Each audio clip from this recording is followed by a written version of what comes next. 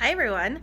I thought that for part of my synthesis for week 13 and social reading, I would post a video, less than 3 minutes, which is what we did on Flipgrid, but really synthesizing what we talked about this week, which all comes back to connections.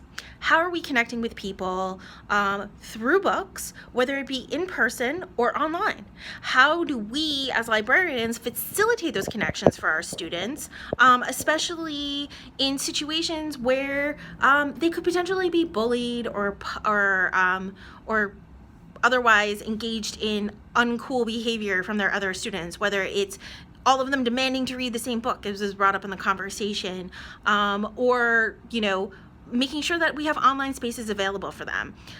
Reading has always been social. It's always been a social activity, but the way we socialize has changed, and who we interact with has also changed. Now we have much more access to the authors that the students are connecting with, and everyone is inspiring everyone. And I think that's a really good and interesting way to approach these types of things.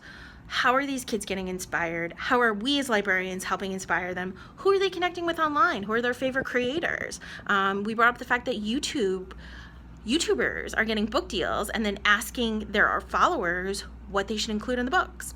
And we're talking about how, John Green was really inspired by Nerdfighteria and his people there, and how people meet online and in person all the time, and it just sort of reinforces all of those things.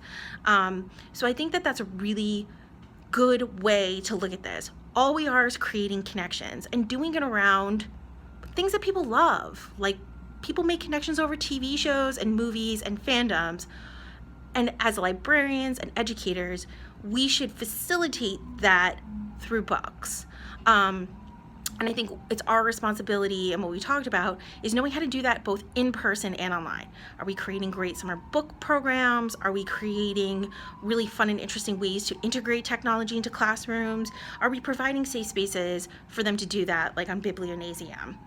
That's what we really need to think about. And I think that brings us into next week, which we'll be talking about issues and fears around social media and around what some issues that we can be getting into there. And I think, again, we as educators and librarians can really do the work of making sure these online spaces are safe for kids and that they're really connecting to each other and to creators in a really great and interesting and fun way. Thanks everyone for all of your thoughts this week. It was so much fun listening to them.